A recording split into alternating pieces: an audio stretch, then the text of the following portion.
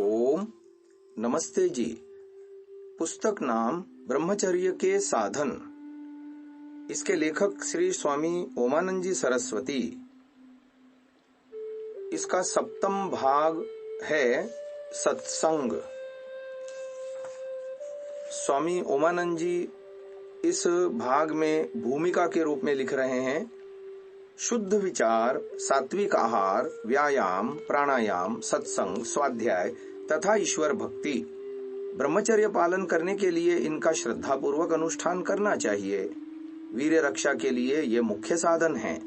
इनका श्रद्धापूर्वक नियमित रूप से पालन करने वाला व्यक्ति ही ब्रह्मचारी रह सकता है, अन्यथा ब्रह्मचर्य का पालन करना या वीर्य रक्षा करना, ऊर्ध्वरेता बन सकना असंभव है। श्रोतावृंद, समय समय पर ऊपर लिखित साधनों पर हम प्रकाश डालते रहे हैं तथा इस प्रस्तुत पुस्तक में इन्हीं साधनों में से सत्संग और स्वाध्याय, इन 2 साधनों पर विशेष प्रकाश डाला जा रहा है। सामान्य दृष्टि से यह पुस्तक सभी नर नारियों के लिए अति उपयोगी है, किंतु नवयुवक, विद्यार्थी, ब्रह्मचारी तथा ब्रह्मचारिणियों के लिए तो विशेषतया लिखा गया है। अतः उनको इनका बार बार स्वाध्याय कर विशेष लाभ उठाना चाहिए। प्रायः ऐसा देखा जाता है कि उत्तम तथा अधम विद्यार्थियों व सज्जन और दुर्जनों में दलबंदी यानी पार्टीबाजी हो जाया करती है। कुछ भावुक नवयुवक किसी महापुरुष के सत्संग से अथवा उत्तम ग्रंथों के स्वाध्याय से कल्याण मार्ग पर चलना प्रारंभ कर देते हैं, किंतु दुष्ट नीच साधियों के दबाव से पुनः उसी पाप पंक में फंस जाते हैं। जबकि जब कोई उन्नति करता है, सन्मार्ग पर चलता है, तब निकृष्ट व्यक्ति उसको उन्नति को सहन न कर सकने के कारण उसे पतित करने का यत्न करते रहते हैं। चाणक्य ने कहा है, मूर्खाणाम पंडिता द्वेषा, निर्धनानाम महाधनाः, व्रतिनः पापशीलानाम असतीनाम कुलांगनाः। मूर्ख सदा विद्वानों से, निर्धन धनवानों से, पापी दुराचारी सदाचारी पुरुषों से और कुलटा दुष्चरित्र स्त्रियां पतिव्रताओं से सर्वदा द्वेष करती हैं। ये दुरात्मा स्वयं गड्ढे में से निकल नहीं सकते और दूसरे सदाचारी व्यक्तियों की उन्नति भी इन्हें सहन नहीं होती। अतः एव सदा जलते भुनते रहते हैं तथा उनको भी अपने साथ मिलाने का, पतित करने का भरसक प्रयत्न करते हैं। किंतु पुरुष सिंह वे ही हैं जो इन दुरात्माओं का प्रतिवाद करते हुए अपने लक्ष्य पर पहुंच जाते हैं। धीर वे ही हैं जो आपत्ति काल में भी अडिग रहते हैं, जिनका चित्त विकार उपस्थित होने पर भी अपने लक्ष्य से कभी विचलित नहीं होता। कहा भी है, विकार हेतौ सति विक्रियन्ते येषाम न चेतांसि त एव धीराः। इसीलिए हे कल्याण मार्ग के पथिक, तू श्रद्धा से, धीरता से, वीरता से अपने पथ पर चलते जाना। सब विघ्न बाधाओं को छिन्न भिन्न करते हुए आगे ही आगे बढ़ते जाना। एक दिन तेरे लक्ष्य की पूर्ति अवश्य होगी। आनंदमय कल्याणकारी प्रभु की प्राप्ति होगी और तू निहाल हो जाएगा। तेरी संपूर्ण साधनाएं तथा यातनाएं सफल हो जाएंगी। किंतु कहीं मार्ग में भटक न जाना। सुख का मार्ग, प्रभु की प्राप्ति का मार्ग यही है, एकमात्र यही। नान्यः पंथा विद्यते यनाय।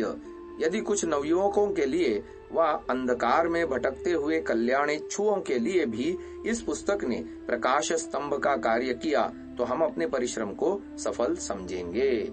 ओमानंद सरस्वती। यहाँ पर वेदोपदेश के माध्यम से पुस्तक का सत्संग वाले अध्याय का आरंभ कर रहे हैं। पृथक प्रायन प्रथमा देवहूतयो कृण्वत श्रवस्यानि दुष्टरा नयेशे कुर्यज्जियाम नावमारुहमीर्मैवतेन्यविशन्त केपयः। ऋग्वेद 10:44-6 तथा यही मंत्र अथर्ववेद 20:94-6 में भी आया है। प्रथमा, जो प्रथम कोटि के सर्वोत्तम पुरुष हैं, देवहूतयः, देवों का दिव्य गुणों का आह्वान करने वाले हैं, जिन्होंने अपने अंदर विद्या, ब्रह्मचर्य, सदाचार, ईश्वर भक्ति आदि श्रेष्ठ गुणों को धारण किया है। वे पृथक प्रायन, अन्य साधारण मार्ग से पृथक ही उत्तम मार्ग से अपने अपने कर्मानुसार जाते हैं। वे दुष्टराह, दुष्प्रापणीय, सर्वस्यानि ज्ञान ऐश्वर्यों को अकृण्वत प्राप्त कर लेते हैं, किंतु ये जो यज्ञाम नावम इस उत्तम कर्म रूपी यज्ञमयी नौका पर आरूहम न शेकुहु नहीं चढ़ सके, अपनी निर्बलताओं के कारण शुभ कर्म नहीं कर सके, ते वे केपयः कुत्सित आचरण करने वाले दुष्ट पापी जन ईरमा इव यहीं इसी लोक में न्यविशंत नीचे ही नीचे गिरते जाते हैं। तो कल्याण चाहने वाले बंधुओं, इस संसार से पार कर सकने वाली नौका यज्ञमय ही है। यज्ञ का अर्थ है देव पूजा, संगतिकरण और दान। देव पूजा देवों के भी देव महादेव परमेश्वर की स्तुति, प्रार्थना, उपासना करना और उसकी आज्ञा अनुसार अपने जीवन को उत्तम बनाना तथा विद्वानों की, माता पिता, आचार्य तथा गुरुजनों की सेवा शुश्रूषा करना और सूर्य चंद्रमा आदि भौतिक देवों से भी यथोचित लाभ उठाना। संगतिकरण वेद शास्त्र वेत्ता, उत्तम विद्वान धार्मिक पुरुषों के पास जाकर उनके सत्संग से लाभ उठाना, वेदादि सत्य शास्त्रों का स्वाध्याय करना, कुसंग से बचना। और दान पात्र कुपात्र देश काल का विचार कर श्रेष्ठ धार्मिक स्थानों में श्रद्धा भक्ति से यथाशक्ति देना।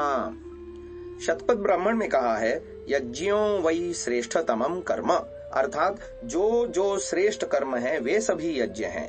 यदि हम इन यज्ञीय कर्मों का अनुष्ठान न करेंगे तो हम न केवल ऊपर ही नहीं उठ सकेंगे, किंतु अपने मनुष्यत्व को भी खो बैठेंगे। हमें नीचे ही नीचे पशु आदि निकृष्ट योनियों में जाना पड़ेगा।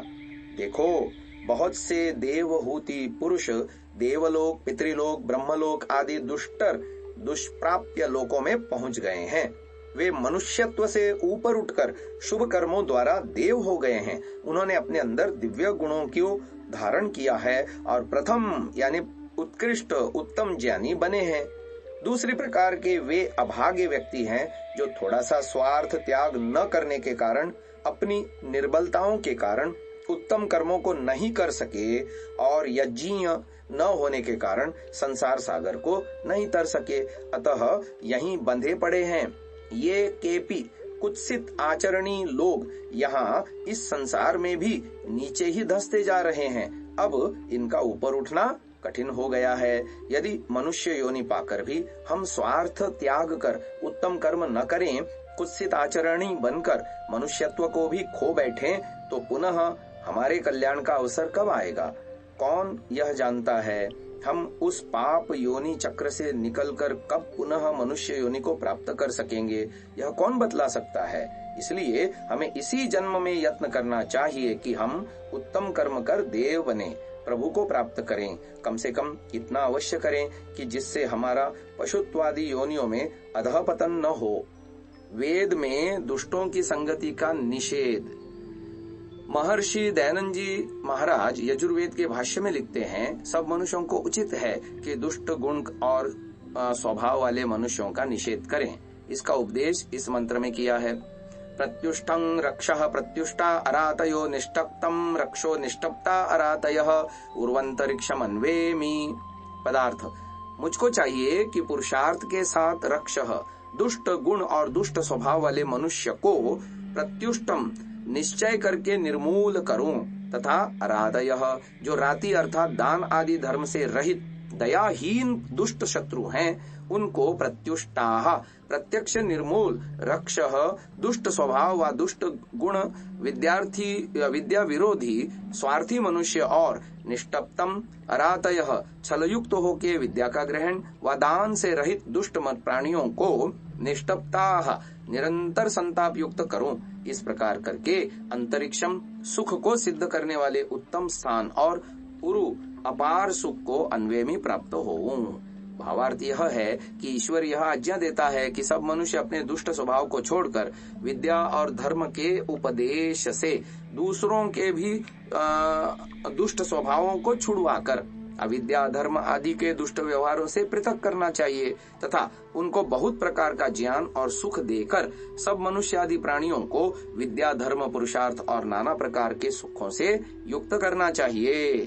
इस मंत्र द्वारा परमात्मा ने मनुष्य को यह उपदेश कितने स्पष्ट शब्दों में दिया कि अपनी दुष्टता को छोड़कर श्रेष्ठ बनो। दूसरे साथियों को भी श्रेष्ठ बनाओ। यदि दूसरे हमारे निकट रहने वाले दुष्ट हैं, सदाचारी नहीं हैं, तो उनका भूल कर भी संग नहीं करना चाहिए। इसी में कल्याण है। यही उन्नति का मूल मंत्र है। आगे शीर्षक है वेद में सत्संग करने का विधान। मंत्र है ऋग्वेद 5:51-15। ओम स्वस्ति पंथाम अनुचरेम सूर्या चंद्रमसा विव पुनर्ददताग्नता जानता संगमे मही। सूर्या चंद्रमसौ इव, सूर्य और चंद्रमा के समान हम सब स्वयं स्वस्ति पंथाम, उत्तम कल्याणकारी मार्ग का अनुचरेम, अनुसरण करें, और पुनः तत्पश्चात ददता, दानी, अघ्नता, अहिंसक, प्राणी मात्र का उपकार करने वाले, जानता, ज्ञानी, विद्वान सत्पुरुषों की संगमे मही, संगति करें, उनके बतलाए हुए मार्ग पर चलें। परमपिता परमात्मा ने कितना सुंदर उपदेश दिया है कि हम नित्य प्रति नियम पूर्वक कल्याण मार्ग पर चलें, सत्य पथ से कभी विचलित न हो, और इसके लिए हम दानी, उदार, परोपकारी, विद्वान पुरुषों का सत्संग करें। कल्याण मार्ग पर चलने के लिए सूर्य और चंद्रमा की उपमा दी गई है। इससे 2 शिक्षाएं मिलती हैं। प्रथम यह कि हम सूर्य और चंद्रमा की भांति नियमित रूप से सन्मार्ग पर चलते रहें, कभी भी इस नियम को न तोड़ें। दूसरा यह कि जिस प्रकार सूर्य और चंद्रमा दिन रात जनता को, प्राणी समूह को प्रकाश का मार्ग दिखलाते हैं, अंधकार को दूर भगाते हैं, ठीक इसी प्रकार हम भी अन्य लोगों का पथ प्रदर्शन करें, अज्ञानांधकार को ज्ञान सूर्य बनकर नष्ट करें। दूरे पूर्णेन वसति दूर ऊनेन हीयते महद्यक्षम भुवनस्य मध्ये तस्मै बलिम राष्ट्रभृतो भरन्ति। अथर्ववेद 10:8-15। अर्थात पूर्णेन, पूर्ण के, उत्तम के साथ रहने से, दूरे वसति, सामान्य जनों से दूर रहता है, और ऊनेन, न्यून यानी हीन के साथ रहने से भी दूरे हीयते, दूर गिर जाता है, पतित हो जाता है। भुवनस्य मध्ये, सब लोकांतरों में एक, महद्यक्षम, सबसे बड़ा पूजनीय देव परमात्मा है। तस्मै, उसी के लिए, राष्ट्रभृतः भरन्ति, राष्ट्र को धारण करने वाले श्रेष्ठ पुरुष बलि अर्पण करते हैं। इस मंत्र में उत्तम तथा अधम पुरुषों के संग का वर्णन करते हुए बतलाया कि जो श्रेष्ठ पुरुषों का सत्संग करता है, उसका सम्मान होने के कारण वह अन्य साधारण लोगों से दूर हो जाता है, ऊंचा उठ जाता है, तथा नीच व्यक्ति का सहवास करने से भी दूर गिर जाता है, पतित हो जाता है। यद्यपि दूर तो दोनों ही होते हैं, किंतु उत्तम का संग करने वाला आदरणीय और अधम का संग करने वाला निंदनीय होता है। इसीलिए जो उत्तम पुरुष हैं, वे सबसे महान और पूजनीय देव परमात्मा की संगति करते हैं, उसी की स्तुति, प्रार्थना, उपासना करते हैं। ईश्वर आज्ञा देता है कि हे मनुष्यों, तुम लोगों को विद्या के सिद्ध करने वाले कार्यों के नियमों में विघ्नकारी दुष्ट जीवों को सदा मारना चाहिए, और सज्जनों के समागम से विद्या की वृद्धि नित्य करनी चाहिए। जिस प्रकार अनेक उद्योगों से श्रेष्ठों की हानि, दुष्टों की वृद्धि न हो, सो नियम करना चाहिए, और सदा श्रेष्ठ सज्जनों का सत्कार और दुष्टों को दंड देने के लिए उनका बंधन करना चाहिए। ईश्वर की आज्ञा का पालन तथा ईश्वर की उपासना करनी चाहिए। यजुर्वेद 1:26 मंत्र भाष्य। अब सत्संग का अर्थ बता रहे हैं।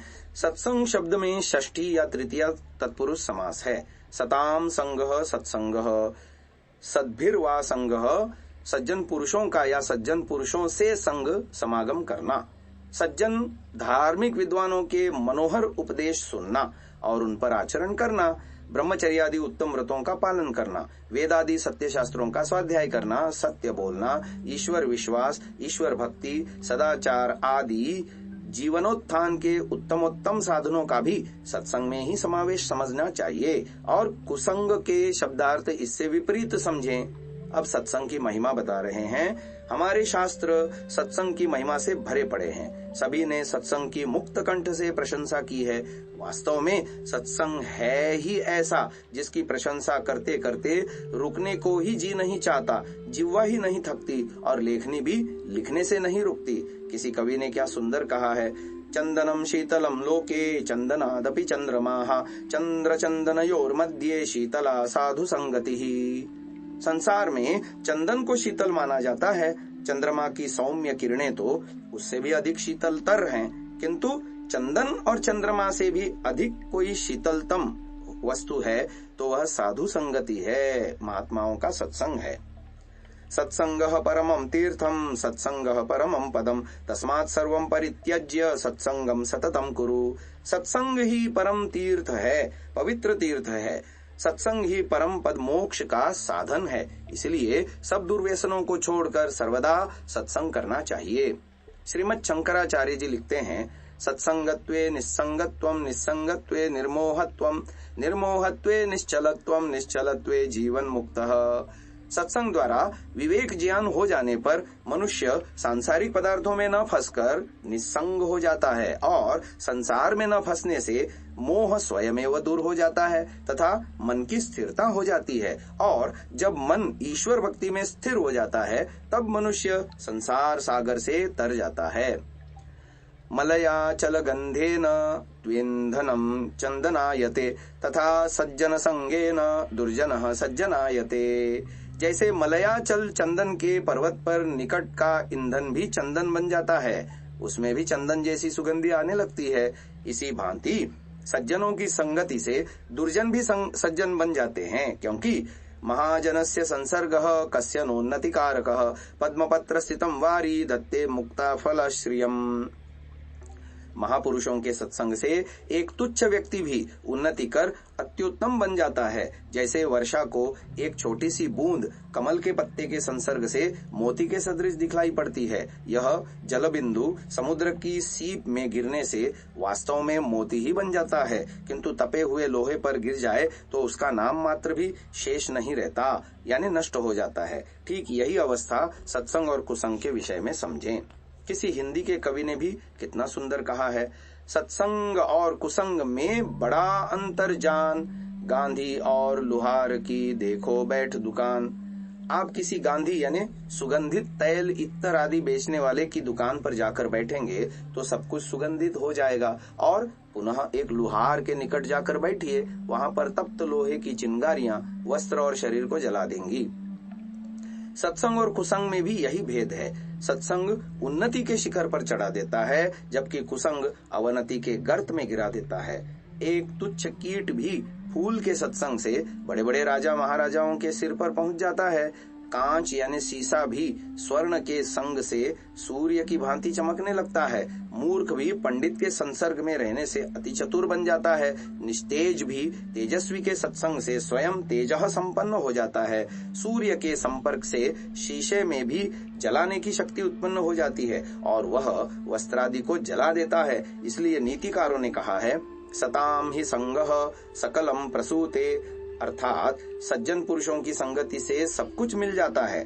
सत्संग की महिमा का कहाँ तक वर्णन करें, इसकी महिमा अपार है। इसीलिए किसी कवि ने दो ही शब्दों में कह दिया है, इसे सर्वदा स्मरण रखें। यदि सत्संग निरतो भविष्यसि भविष्यसि अथ दुर्जन संसर्गे पतिष्यसि पतिष्यसि। यदि सत्संगी बनोगे तो बन जाओगे, और यदि कुसंग में पड़ गए तो पतित हो जाओगे। अब कुसंग के दोष बता रहे हैं। अहो दुर्जन संसर्गान मान हानि पदे पदे पावको लोह संगेन मुद्गरैरभिहन्यते। दुर्जन के संसर्ग में रहने से पद पद पर मानहानि यानी अपमान सहन करना पड़ेगा। शुद्ध पवित्र अग्नि को भी लोह के साथ घड़ों से पीटा जाता है, चने के साथ घुन भी पीसा जाता है। सीता को चुराया रावण ने, किंतु दुष्ट के संसर्ग में होने के कारण समुद्र पर सेतु बांधा गया। यह लोकोक्ति है कि नीचाश्रयो ही महताम अपमान हेतु। नीच का आश्रय लेने से या उसके निकट रहने से महापुरुषों को भी अपमान होता है। सार यह कि संपूर्ण दुराचार और विनाश के कारणों की जड़ कुसंगति ही है। अतः अपना कल्याण चाहने वालों को, विशेषतया ब्रह्मचारियों को कुसंग से बचना चाहिए, अर्थात अष्टमैथुन का सर्वथा त्याग कर देना चाहिए। आंखों से कभी भद्दी वस्तु, सिनेमा, रामलीला, नाटक आदि अश्लील चित्र आदि को न देखें। कानों से भी अश्लील गाना, सिनेमा, रागिणी आदि न सुने। नासिका से किसी गंध पर मोहित न हो। पांवों से कुसंगति में न जाए। हाथों से किसी बुरी वस्तु को न छुएं और मन से ऊपर लिखित विषयों का कभी भूलकर भी चिंतन न करें। तात्पर्य यह है कि 5 ज्ञानेंद्रिय, 5 कर्मेंद्रिय तथा 11वां मन इन पर हमारा आधिपत्य होना चाहिए, तभी हम कुसंग से बच सकते हैं। एक बार भगवान विष्णु ने राजा बलि से पूछा कि तुम सज्जनों के साथ नरक में जाना पसंद करोगे या दुर्जनों के साथ स्वर्ग में। राजा बलि ने उत्तर दिया कि मैं सज्जनों के साथ नरक में जाना उत्तम समझता हूँ, क्योंकि जहाँ सज्जन जाएंगे वहाँ नरक भी स्वर्ग बन जाएगा और दुर्जन स्वर्ग को भी नरक बना देंगे, क्योंकि अणुरप्यसतां संगः सद्गुणं हन्ति विस्तृतम् गुण रूपांतरम याति तक्र योगा यथापयः। दुर्जनों का थोड़ा सा कुसंग भी विस्तृत गुण राशि को नष्ट कर देता है, जैसे कि थोड़े से तक्र यानी छाछ के संग से सैकड़ों गुना अधिक दूध गुण और रूप में सर्वथा भिन्न हो जाता है। एक रत्ती विष से संपूर्ण भोजन सामग्री विषाक्त हो जाया करती है, और जहाँ पर दुर्जन ही दुर्जन हो वहाँ पर तो स्वर्ग की कामना करना खपुष्प तथा वंध्या पुत्र के तुल्य ही है। किसी कवि ने कितना स्पष्ट कहा, आनंद मृगवादाग्नि शील शाखिमद्विजः ज्ञान दीप महावायुरयं खल समागमः। दुष्टों की संगति आनंद रूपी मृग को भगाने के लिए भयंकर दावाग्नि यानी जंगल की आग का कार्य करती है। शील सदाचार रूपी वृक्ष को उखाड़ने के लिए मदोन्मत्त हाथी का कार्य करती है, और विवेक ज्ञान रूपी दीपक को बुझाने के लिए प्रचंड आंधी का कार्य करती है। योग रसायन में कहा है, असत्संगात् गुणज्ञोऽपि विषयासक्त मानसः अकस्मात् प्रलयम याति गीत रक्तो यथा मृगः। कुसंग से जब मन विषयों के विष से मुक्त हो जाता है, तब गुणवान और विद्वान व्यक्ति भी सहसा ही मृत्यु का ग्रास बन जाते हैं, जैसे कि वीणा के सुरीले राग के वशीभूत हुआ मृग हरिण मारा जाता है।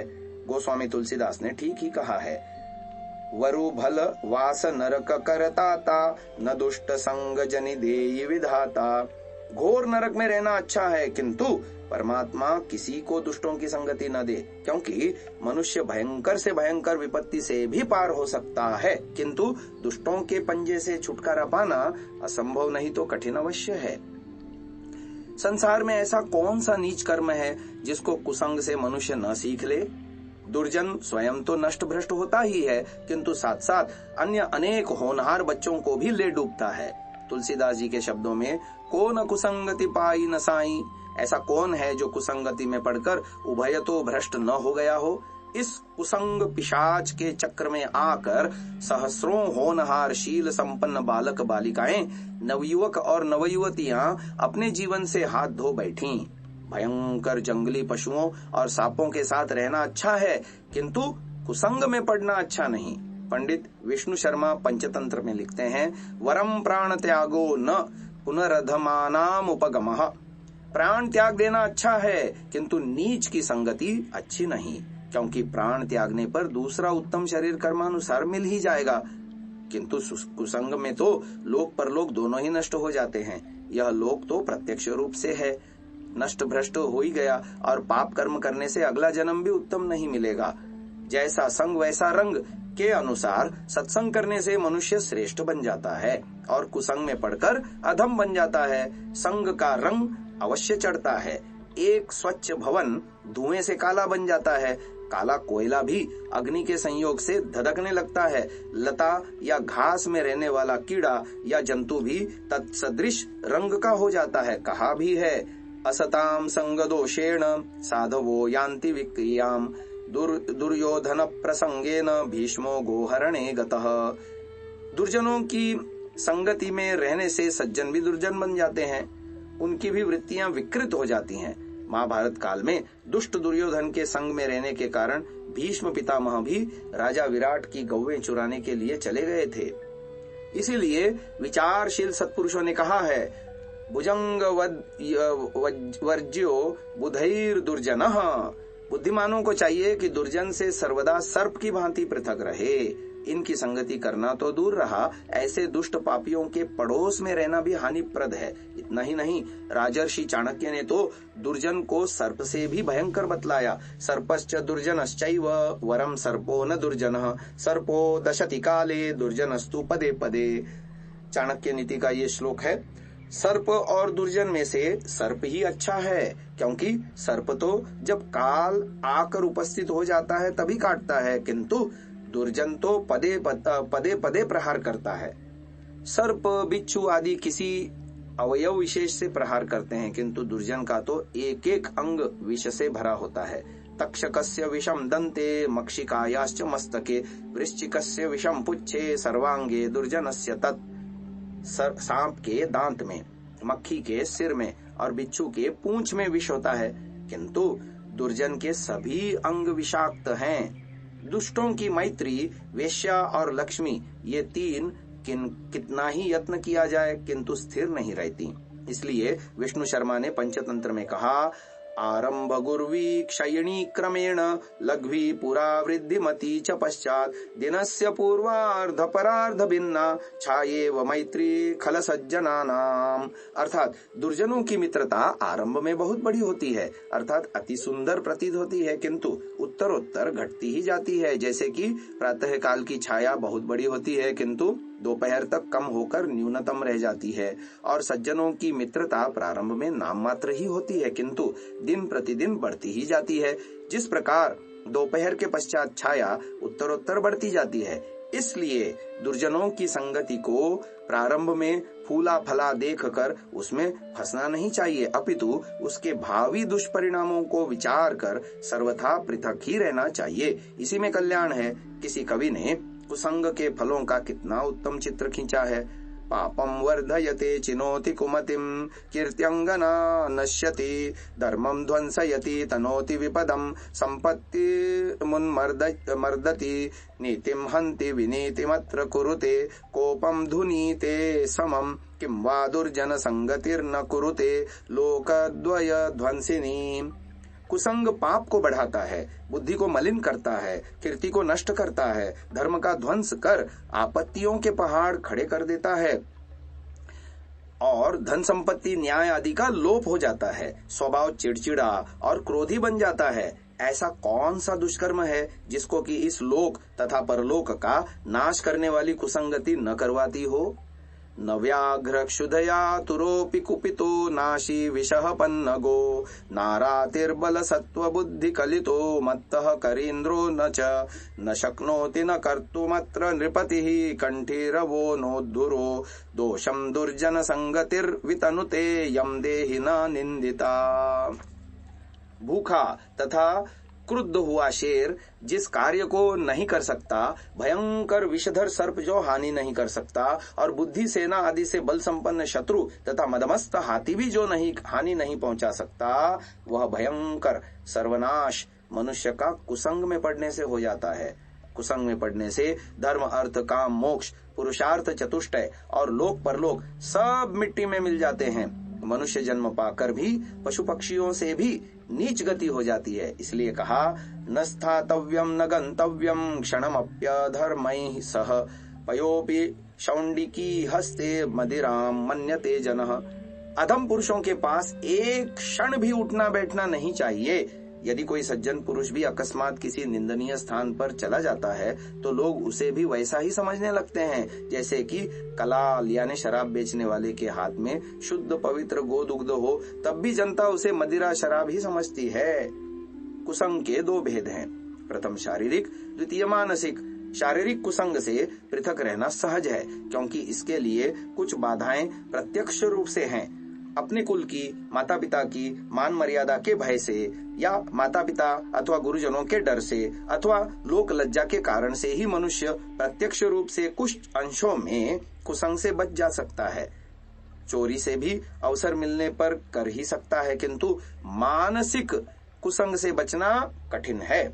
मनुष्य प्रतिक्षण उठता बैठता, खाता पीता, यहाँ तक कि शयन काल में भी स्वप्न के द्वारा अपने विचारों को दूषित करता रहता है। गंदी पुस्तकें पढ़ना भी मानसिक कुसंग का ही कारण है।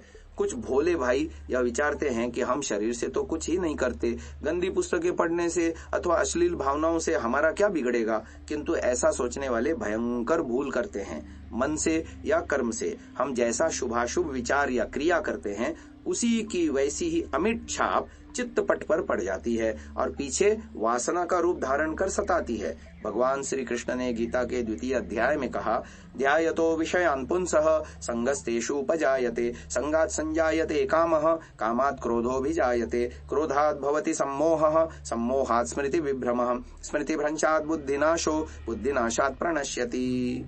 कुसंग में प्रथम मन में बुरे विचार उत्पन्न होते हैं और फिर मनुष्य का उनसे संग हो जाता है, अर्थात वैसा स्थान या व्यक्ति के निकट पहुंच जाता है। संग से काम उत्पन्न होता है। किसी ने कहा भी है, कामिनाम कामिनी नांच संगात कामी भवेत पुमान। कामुक स्त्री पुरुषों के संग से मनुष्य स्वयं भी कामी बन जाता है। जब उस कामना की पूर्ति नहीं होती तब क्रोध आ दबाता है और किन कर्तव्य विमूढ़ बना देता है। स्मरण शक्ति काम नहीं देती। स्मरण शक्ति के विकृत हो जाने से बुद्धि भ्रष्ट हो जाती है, जिससे आगे सर्वनाश हो जाता है, क्योंकि सारा संसार बुद्धि का ही तो खेल है।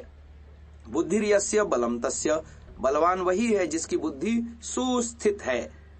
बुद्धि गई तो सब कुछ गया। इसलिए कुसंग से मनसा वाचा कर्मणा पृथक रहना चाहिए। आगे शिक्षा और कुसंग की बात बता रहे हैं। बिना पढ़े लिखों की अपेक्षा शिक्षित समुदाय कुसंग के चक्र में अधिक फंसा हुआ है। इसका कारण हमारी प्रचलित शिक्षा प्रणाली है। अशिक्षित व्यक्ति अज्ञान से या कुसंग के बुराइयों में फंस जाते हैं, किंतु इस शिक्षा प्रणाली में बुराइयां सिखलाई जाती हैं। इसलिए हमारे शिक्षित वर्ग के आचार का स्तर नीचा होता जा रहा है।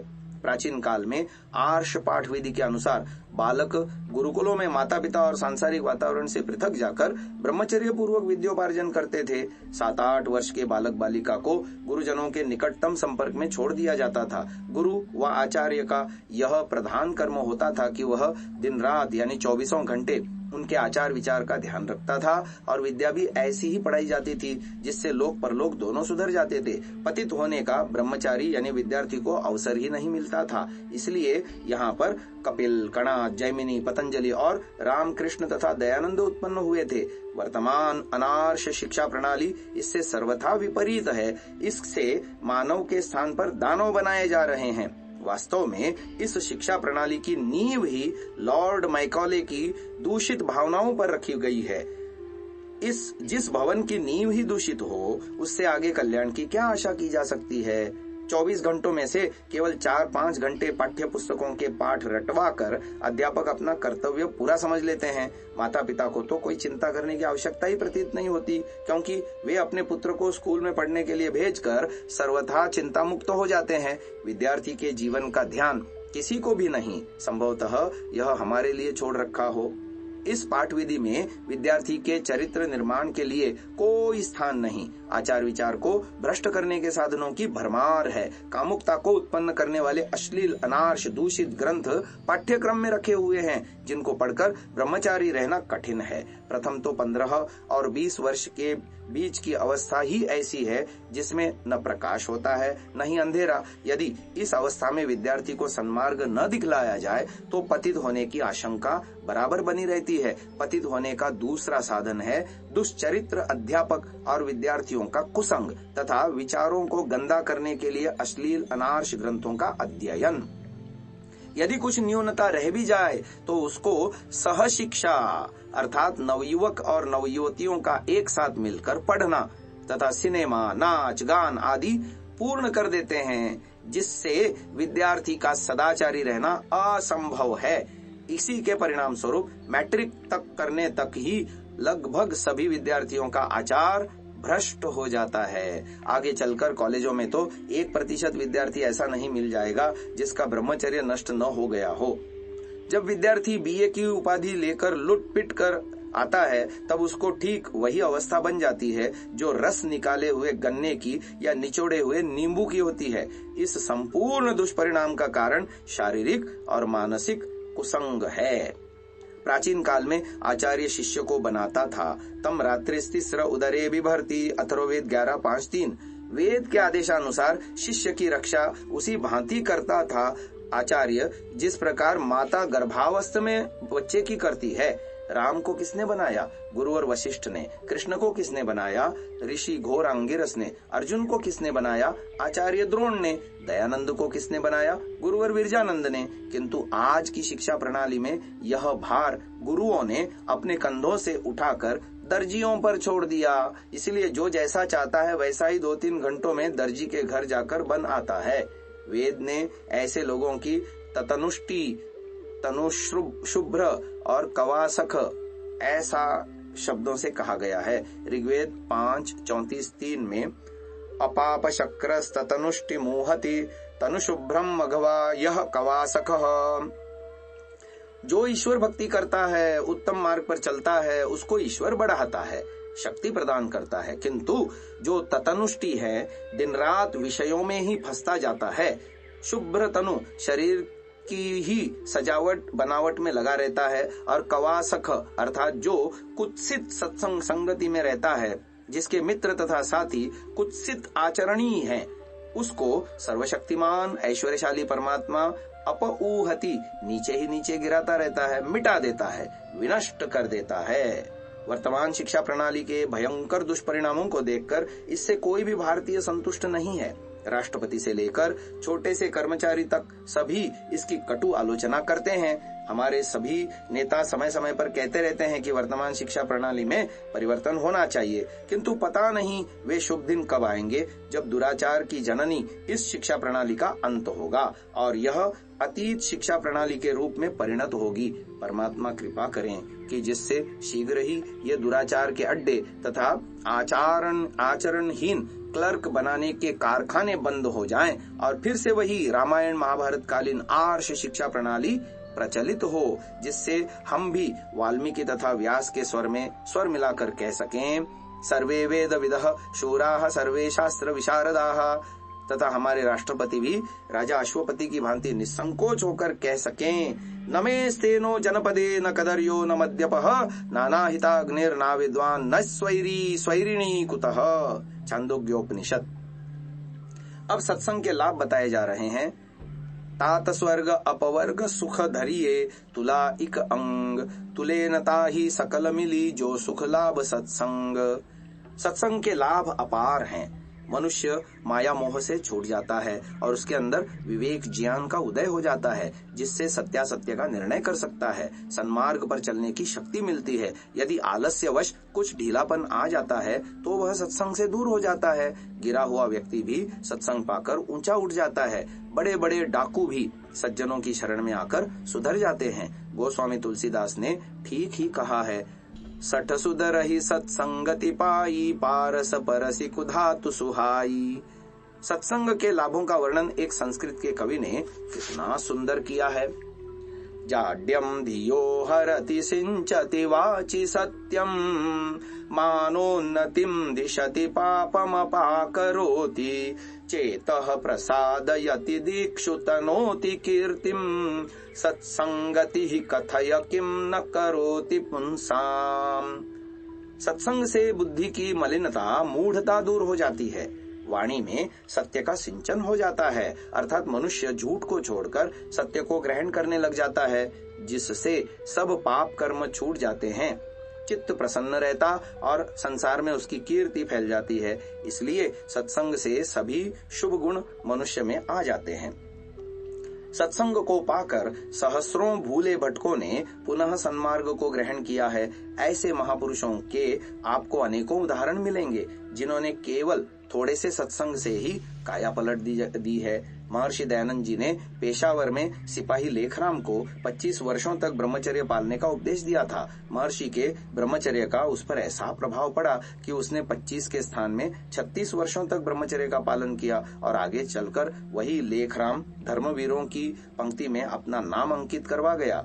नास्तिक मुंशीराम वकील बरेली में महर्षि दयानंद जी के सत्संग में सम्मिलित हुआ था। वह उस समय सभी धर्मों से परांगमुख हो चुका था, किंतु महर्षि के उपदेशों का इतना गहरा प्रभाव हुआ कि वह नास्तिक मुंशीराम के स्थान में ईश्वर का श्रद्धालु भक्त वीर सेनानी श्रद्धानंद बन गया।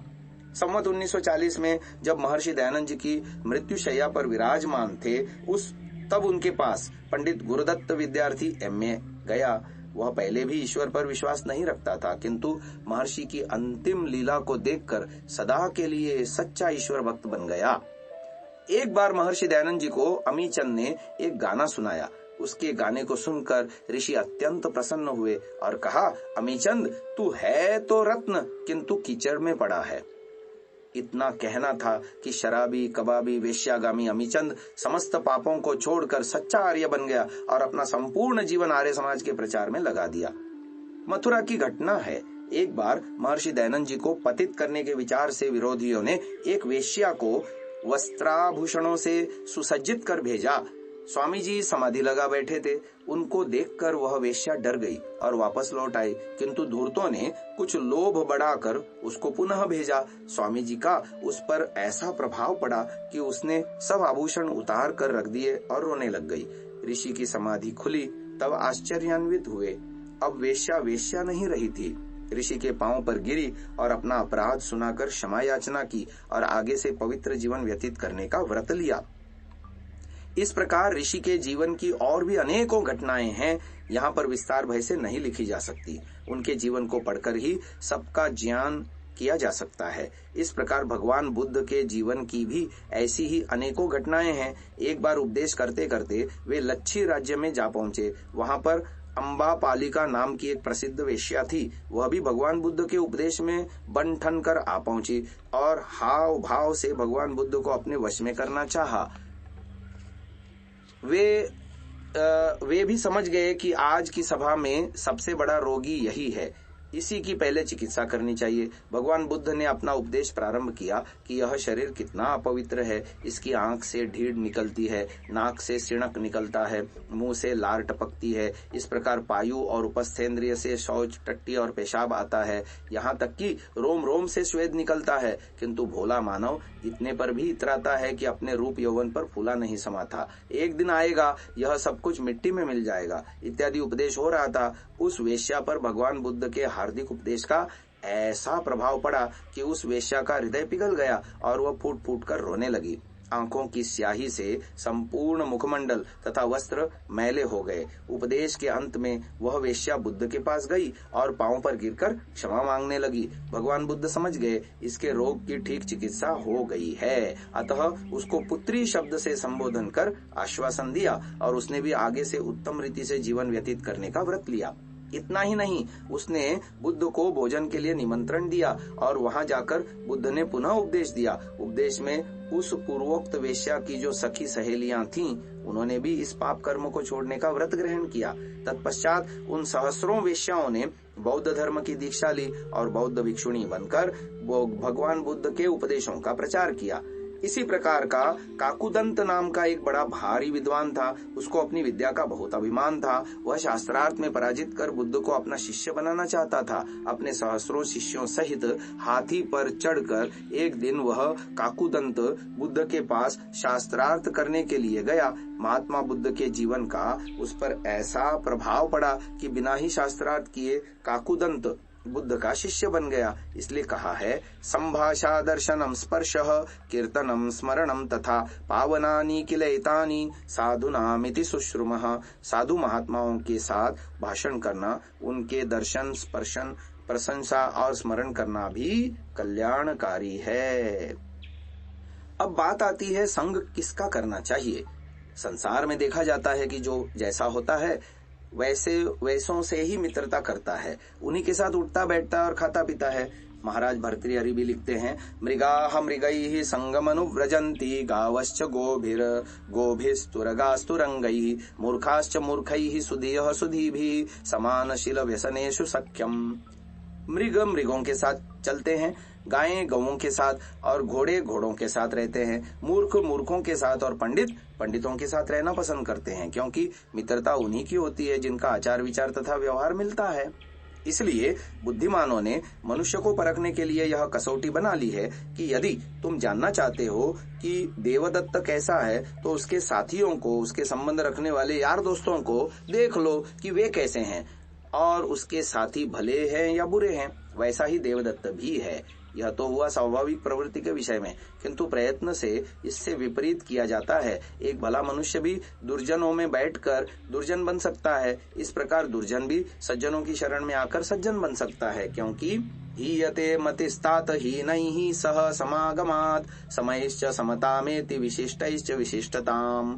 अपने से हीन व्यक्ति के संग में रहने से कोई लाभ नहीं, अपितु स्वयं भी हीन नीच बन जाता है, और अपने समान व्यक्ति के साथ रहने में भी कोई विशेष लाभ नहीं होता। अपने से श्रेष्ठ पुरुषों का संग करने से ही लाभ होता है, स्वयं भी वैसा ही बन जा सकता है। इसलिए अपने से अधिक गुणवान श्रेष्ठ पुरुषों तथा साधु महात्माओं के संग में रहना चाहिए। सबसे उत्तम सर्वशक्तिमान परमात्मा है, उसका सत्संग, स्तुति, प्रार्थना, उपासना नित्य प्रति अवश्यमेव सभी को करनी चाहिए। ईश्वर की भक्ति का फल महर्षि दयानंद जी लिखते हैं, जैसे शीत से आतुर पुरुष का अग्नि के पास जाने से शीत निवृत्त हो जाता है, वैसे परमेश्वर के समीप प्राप्त होने से सब दोष दुख छूटकर परमेश्वर के गुण कर्म स्वभाव सदृश जीवात्मा के गुण कर्म स्वभाव पवित्र हो जाते हैं। इसीलिए परमेश्वर की स्तुति, प्रार्थना और उपासना करनी चाहिए। महात्मा गांधी जी लिखते हैं, जब आपकी विषय वासनाओं आपको धर दबोचने की धमकी दें, तब आप अपने घुटनों के बल बैठ जाएं और परमात्मा से सहायता के लिए पुकार लगाएं। ईश्वर का नाम हमारा अमोघ सहायक है। जब तक मनुष्य ईश्वर को सर्वव्यापक और सर्वशक्तिमान जानकर उसकी भक्ति नहीं करता, ईश्वर पर विश्वास नहीं करता, तब तक पाप करने से नहीं रुकता। पाप कर्म सर्वदा छिपकर ही किया जाता है और मनुष्य सबको धोखा देकर एकांत में पाप कर बैठता है, किंतु उस सर्वशक्तिमान सर्वव्यापक प्रभु से कभी कहीं कोई नहीं छिप सकता, क्योंकि वह तो पहले से ही सर्वत्र विद्यमान है। कुकर्म करते हुए जब भय, लज्जा, शंका आदि होते हैं, तब मनुष्य इधर उधर चहुं और दृष्टि दौड़ाता है कि कहीं कोई देख तो नहीं रहा। जब कोई दृष्टिगोचर नहीं होता तो निशंक होकर पाप में प्रवृत्त हो जाता है, किंतु उस मूढ़ को यह ज्ञान नहीं। द्वौ सन्निषद्य यन्मंत्र ये ते राजा तद्वेद वरुण तृतीयः अथर्ववेद 4:18-2। दो व्यक्ति मिलकर कोई गूढ़ मंत्रणा करते हैं, उसको तीसरा सकल ब्रह्मांड का स्वामी वरुण प्रभु जानता है। इसलिए कभी भी ऐसी भूल नहीं करनी चाहिए। जो दूसरों को धोखा देता है, ठगता है, वह वरुण देव द्वारा स्वयं ठगा जाता है। वरुण अपने पाशों से उसे तत्क्षण जकड़कर बंदी बना लेता है और मूढ़ पापी को पता तक नहीं चलता। ईश्वर के पास तत्कृत वेदों का तथा वेदानुकूल शास्त्र, स्मृति आदि का स्वाध्याय द्वारा सत्संग करना चाहिए तथा जो ऋषि मुनि, साधु, महात्मा और आप्त पुरुष हैं, उनकी संगति का लाभ उठाना चाहिए। हमने अनेक स्थानों पर साधु संतों से सत्संग करने के लिए निर्देश किया है।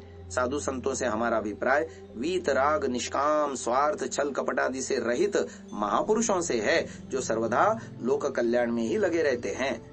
बहुत है जो अपना उल्लू सीधा करने के लिए ही वस्त्रादि सन्यासियों के चिन्हों को धारण कर पवित्र सन्यास आश्रम को भी कलंकित कर रहे हैं।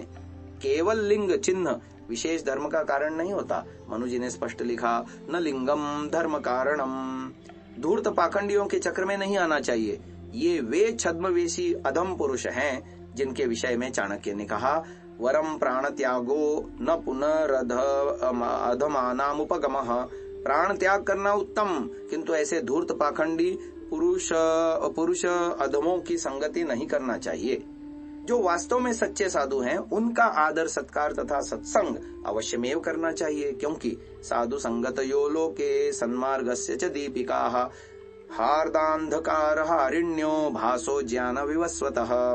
साधु संतों का सत्संग इस संसार में सन्मार्ग को दिखलाने के लिए प्रकाश स्तंभ का काम करता है, क्योंकि साधु महात्माओं का सत्संग हृदय रूपी गुहा से अज्ञानंधकार को नष्ट करने के लिए ज्ञान सूर्य है। तभी तो महर्षि दयानंद जी महाराज भी लिखते हैं कि परमेश्वर सब मनुष्यों को आज्ञा देता है कि यज्ञ का अनुष्ठान, संग्राम में शत्रुओं का पराजय, अच्छे अच्छे गुणों का ज्ञान, विद्वानों की सेवा, दुष्ट मनुष्य व दुष्ट दोषों का त्याग, ईश्वर और ईश्वर की उपासना तथा विद्वानों का समागम करके और सब विद्याओं को प्राप्त होके सबके लिए सब सुखों को उत्पन्न करने वाली उन्नति सदा करनी चाहिए। यजुर्वेद भाष्य 1:16। सत्संग के विषय में इस वाक्य को सर्वदा स्मरण रखें। क्षणमिह सज्जन संगतिरेका भवति भवार्णवतरणे नौका। सत्संग रूपी नौका क्षण भर में संसार सागर से पार तरने के लिए सहायक होती है। अब आगे पुस्तक के लेखक स्वामी ओमानंद जी कुसंग के आधुनिक स्रोत बता रहे हैं। सिनेमा, रसकस, स्वांग, रामलीला, नाच गाना आदि आज के युग में दूषित विचारधारा का सबसे अधिक प्रचार करने वाले सिनेमा चलचित्र ही है। हमारी आचार, परंपरा, सभ्यता, संस्कृति पर कुठाराघात कर काम वासना का, विलासिता का, स्पष्ट रूप से दुराचार का दिग्दर्शन कर संपूर्ण वातावरण को विषय विष से भर दिया गया है। इस दुष्ट पिशाच के चक्र में फंसकर लाखों करोड़ों बालक बालिकाएं और नवयुवक तथा नवयुवतियां अपने चरित्र को भ्रष्ट कर चुके हैं और दिन प्रतिदिन करते जा रहे हैं। इसी सिनेमा के परिणाम स्वरूप सहस्रों नर नारियों ने अपने अमूल्य निधि यौवन को विषयाग्नि का ईंधन बना दिया। लाखों परिवार उजड़ गए, किंतु दुख है कि आज भी इस पतन के भयंकर साधक सिनेमा को कला के आवरण से ढका जा रहा है। वास्तव में देखा जाए तो कला का नाम देकर देश के साथ गद्दारी की जा रही है। अनेकों सहस्राब्दियों से भी विदेशी शासक हमारे चरित्र की जो हानि नहीं कर सके, उसको इस कला ने कुछ ही वर्षों में कर डाला। यदि इस कला का इसी प्रकार से स्वागत होता रहेगा तो भावी नवयुवकों की आचारहीनता पराकाष्ठा पर पहुंच जाएगी और सभ्यता एवं संस्कृति को मुंह छिपाने को ठौर न मिलेगा। भारत में सिनेमा घरों की संख्या 4000 के लगभग है। यह पुस्तक जब लिखी गई तब की संख्या थी, अब तो और अधिक है। 2 करोड़ व्यक्ति प्रतिदिन सिनेमा देखते हैं। अकेले दिल्ली शहर में 27,000 व्यक्ति प्रतिदिन सिनेमा देखते हैं। एक और वे व्यक्ति हैं जिनको पेट भर रोटी भी सुलभ नहीं, और दूसरी ओर देश का 85 करोड़ रुपया व्यभिचार के प्रचार में व्यय किया जा रहा है। हमारी इतनी बड़ी धनराशि हमारे ही विनाश में लगाई हुई है और हम बैठे बैठे घर फूक तमाशा देख रहे हैं। ब्रह्मचर्य को नष्ट करने के लिए सिनेमा सबसे बुरी कुसंगति है, अथवा यूं समझे कि सिनेमा ब्रह्मचर्य का सबसे प्रबल शत्रु है। सिनेमा देखने वाला 7 जन्म में भी वीर्य रक्षा नहीं कर सकता, क्योंकि इसमें कामुकता, श्रृंगार, असभ्य परिहास, चुंबन, आलिंगन, तर्जन, उत्तेजन, नग्न नृत्य आदि की भरमार होती है। अधिकतर फिल्में नवयुवकों को यही पाठ पढ़ाती हैं कि किस भांति किसी भले घर की लड़की को भ्रष्ट किया जाए। पतन की इतनी पराकाष्ठा हो गई है कि फिल्म देखने वाले नवयुवक के पास अपनी सगी बहन भी सुरक्षित नहीं समझी जा सकती। जब किसी सिनेमा देखने वाले व्यक्ति से सिनेमा देखने के विषय में पूछा जाता है कि आप सिनेमा क्यों देखते हैं, तब उत्तर में वह कहता है, सिनेमा इस युग की सर्वोत्तम कला है। जब कार्य करते करते मन ऊब जाता है तो मन बहलाव के लिए सिनेमा अच्छा साधन है। बहुत सी फिल्में शिक्षाप्रद भी होती हैं, जिनसे उत्तम उत्तम शिक्षाएं मिलती हैं, इसलिए सिनेमा देखने में हानि ही क्या है। लोग व्यर्थ ही निंदा करते हैं इत्यादि अनर्गल प्रलाप आरंभ कर देता है। ऊपरी लिखित सभी हेतु हमारे विचार से हेत्वाभास हैं। सर्वनाश के साधन को कला कहना या मानना ही सबसे बड़ी भूल है। यदि दुर्जनतोष न्याय से इसे कला भी मान लें तो क्या सिनेमा घर कला सिखलाने के विद्यालय हैं? वहाँ चित्र दिखाए जाते हैं। चित्रों के संभाषण और हाव भाव से किसी कल्पित या ऐतिहासिक घटना का वर्णन किया जाता है। न कला की दृष्टि से सिनेमा के कार्यकर्ता सिनेमा दिखलाते हैं और न ही दर्शक देखते हैं। भद्दे गाने सुनकर श्रृंगार रस से परिपूर्ण हावों भावों से मन में काम वासना अवश्य अंकुरित हो जाती है और वह ब्रह्मचारी के पतन का कारण बन जाती है। मनोरंजन का साधन मानकर सिनेमा देखना भी अज्ञान है। इसको मानसिक पतन का साधन अवश्य कहा जा सकता है, मनोरंजन तो कदापि नहीं। सिनेमा देखने से मन की थकावट दूर नहीं होती, अपितु मन और भी निर्बल हो जाता है। सिनेमा के श्रृंगार रस से परिपूर्ण वातावरण में सदाचार की जड़ें कभी नहीं जम सकती। स्वामी आत्मानंद जी महाराज ने मनोविज्ञान तथा शिव संकल्प पुस्तक में लिखा, सादगी सदाचार की जननी और श्रृंगार व्यभिचार का दूत है। मनोबल का साधन सदाचार है। सदाचार के अभाव में सिनेमा देखने से मनोरंजन नहीं होता, किंतु मद्य के नशे की भांति ऐसा प्रतीत होता है। पीछे मानसिक शक्ति का ह्रास और निर्बलता पता चल लगता है। इसके अतिरिक्त चलचित्रों के देखने से नेत्र ज्योति मंद हो जाती है। इसी के परिणाम स्वरूप आज छोटे छोटे बालक भी उपनेत्र ऐनक लगाते फिरते हैं। सिनेमा देखते समय हजारों व्यक्ति बंद भवन के अंदर घुसकर बैठ जाते हैं, जहां पर न सूर्य का प्रकाश होता है और न ही शुद्ध वायु का संचार। ऐसी अवस्था में स्वास्थ्य भी चौपट हो जाता है। लोग रात्रि के 12 बजे तक सिनेमा घरों में बैठे रहते हैं और प्रातःकाल 8-9 बजे तक पड़े सोते रहते हैं। ऐसे लोग स्वास्थ्य रक्षा तथा ब्रह्मचर्य पालन तो क्या करेंगे, अपना जीवन निर्वाह भी पराश्रित होकर करते रहते हैं। फिल्मों को शिक्षाप्रद भी नहीं कहा जा सकता, क्योंकि अच्छी से अच्छी फिल्म में भी साधारण जनता की वासना तृप्ति के लिए कुछ न कुछ सामग्री अवश्य मिलेगी। यदि किसी फिल्म को शिक्षाप्रद मान भी लें, तब भी सिनेमा देखने का स्वभाव अवश्य हो जाएगा और वह पुनः सिनेमा देखने के लिए बाधित करेगा। सर्वदा शिक्षाप्रद ही फिल्में नहीं दिखलाई जाती, विवश होकर गंदी से गंदी फिल्में देखनी पड़ेंगी और उसका दुष्परिणाम आचार भ्रष्टता सामने है ही। मेरे पास ऐसे पत्र सर्वदा आते रहते हैं जिनमें लुट पिट कर भ्रष्ट हुए विद्यार्थी अपना रोना रोते हैं। इसलिए तन मन धन और आत्मा सभी को चौपट करने वाले इस भयंकर कुसंग से विद्यार्थी, ब्रह्मचारी तथा अपने अमूल्य मानव जीवन से कुछ भी प्रीति रखने वाले व्यक्ति को सर्वथा दूर रहना चाहिए। इसी भांति सर्कस, रामलीला, रासलीला, स्वांग, ड्रामा, नाटक, नाच गाना आदि भी ब्रह्मचर्य को दूषित करने वाले होने से सर्वथा त्याज्य हैं। महर्षि दयानंद जी ने भी सत्यार्थ प्रकाश में रामलीला को रांडलीला कहा है और साथ साथ नाच गान आदि की भी सर्वथा निषेध किया है, क्योंकि ये ब्रह्मचर्य पालन और विद्योपार्जन में बाधक हैं। कुसंग ब्रह्मचर्य पालन तथा विद्या प्राप्ति का सबसे बड़ा विघ्न है। महर्षि दयानंद जी ब्रह्मचारी के लिए सत्यार्थ प्रकाश में लिखते हैं, जो विद्या पढ़ने पढ़ाने के विघ्न है उनको छोड़ देवे। जैसा कुसंग अर्थात दुष्ट विषयी जनों का संग, दुष्ट व्यसन जैसा मद्य आदि सेवन और वेश्यागमन आदि, बाल्यावस्था में विवाह अर्थात 25वें वर्ष से पूर्व पुरुष और 16वें वर्ष से पूर्व स्त्री का विवाह हो जाना इत्यादि। इसी भांति सत्यार्थ प्रकाश द्वितीय समुल्लास में महर्षि दयानंद जी ने लिखा, वीर्य की रक्षा में आनंद और नाश करने में दुख प्राप्ति भी जना देनी चाहिए। जैसे देखो, जिसके शरीर में सुरक्षित वीर्य रहता है तब उसको आरोग्य, बुद्धि, बल, पराक्रम बढ़ के बहुत सुख की प्राप्ति होती है। इसके रक्षण में यही रीति है कि विषयों की कथा, विषयी लोगों का संग, विषयों का ध्यान, स्त्री का दर्शन, एकांत सेवन, संभाषण और स्पर्श आदि कर्म से ब्रह्मचारी लोग पृथक रहकर उत्तम शिक्षा पूर्ण विद्या को प्राप्त होवें। जिसके शरीर में वीर्य नहीं होता वह नपुंसक, महाकुलक्षणी और जिसको प्रमेह रोग होता है वह दुर्बल, निस्तेज, निर्बुद्धि, उत्साह, साहस, धैर्य, बल, पराक्रम आदि गुणों से रहित होकर नष्ट हो जाता है। जो तुम लोग सुशिक्षा और विद्या के ग्रहण, वीर्य की रक्षा करने में इस समय चूकोगे तो पुनः इस जन्म में तुमको यह अमूल्य समय प्राप्त नहीं हो सकेगा। इसी प्रकार पठन पाठन विधि में महर्षि दयानंद जी ने लिखा, मुख्य करके सामवेद का गान, वादित्र वादन पूर्वक सीख और नारद संगीता आदि जो आर्ष ग्रंथ हैं उनको पढ़ें, परंतु भड़वे, वेश्या और विषयासक्ति कारक वैरागियों के गर्धव शब्दवत व्यर्थ आलाप कभी न करें। सत्यार्थ प्रकाश तीसरा समुल्लास। तो श्रोता वृंद, महर्षि दयानंद जी महाराज ने जीवन को उत्तम बनाने के लिए तथा ब्रह्मचर्य पालन, विद्योपार्जन आदि के विषय में कितना स्पष्ट लिखा है। सभी मादक द्रव्य, नशे, सभी विषय एवं सभी प्रकार के कुसंग से पृथक रहकर सर्वथा पवित्र तपस्वी जीवन बनाकर ही ब्रह्मचर्य पालन और विद्याध्ययन किया जा सकता है। और कुसंग में फंसकर नशे तथा विषयों का सेवन करने से सर्वथा नष्ट हो जाता है। यह महर्षि के उपदेश से भलीभांति स्पष्ट हो गया है, अतः इसका सर्वथा त्याग कर देना चाहिए। यहाँ पर सप्तम भाग ब्रह्मचर्य के साधन नामक पुस्तक का सत्संग उपशीर्षक पूर्ण हुआ। आगे अष्टम भाग स्वाध्याय को अगली श्रव्य कणिका में सुनिएगा।